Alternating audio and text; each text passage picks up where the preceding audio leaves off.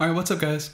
Today we're going to be going over how to fix the problem where you've accidentally self-assigned an IP address that is not accessible on a network that you're currently on. So easy use case for this is your Raspberry Pi is set up with a static IP address in the 192.168 range, but you've recently decided to change over your network to the 10.0 range. And so actually that's what I've done here. I transitioned to the 10.0 range due to the fact that it's a lot easier to type, and I end up typing a lot of IP addresses. It's also nice because it's a much larger range and it's just easier for me to deal with, I think.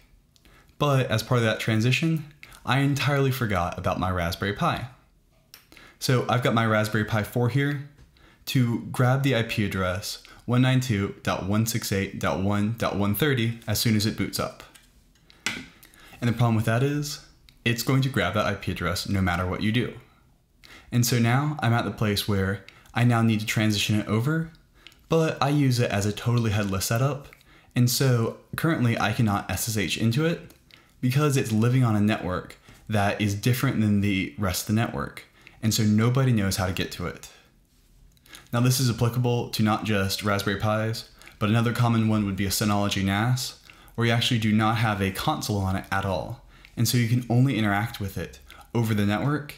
And so if it's having trouble connecting to the network, you're going to be in trouble. And so all you have to do here is grab whatever device is having an issue, a network cable, and some way to plug it into your computer. Now it's fine if this takes out your internet access to this computer because you can do it totally offline. And so just go ahead and plug an Ethernet cable connecting the device and your computer. All right, so I've just plugged in the device. For me, it's a Raspberry Pi directly into my computer, which I run a Mac. This will work fine on both Linux and PC as well. And so all we're going to do is go into network settings. And so you should see right here that you've got a self-assigned IP or something like that. And if you look, it's on this really weird domain. This domain makes absolutely no sense. So what we're going to do is we're going to, instead of using DHCP, we're going to use a manual address. And so now you're going to set up this IP address to basically match what the static settings are on the Raspberry Pi or whatever device is having the issue. And so for me, the Raspberry Pi is 192.168.1.130, so I'm just going to put it on that domain. I would not recommend doing 1.1 because that might be reserved for a router and some devices might have trouble with that. And then set up the net mask to be the same. And so 255.255.255.0 means anything on 192.168.1 will be able to be found.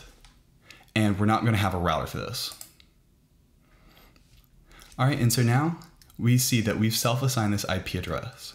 And so now, without any networking gear, we can actually communicate directly with the device because we both have self-assigned IP addresses.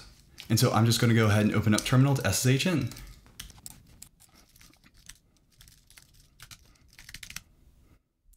And as you can see, just like that, without any router or switch in between the two devices, we were able to communicate directly with it and SSH in.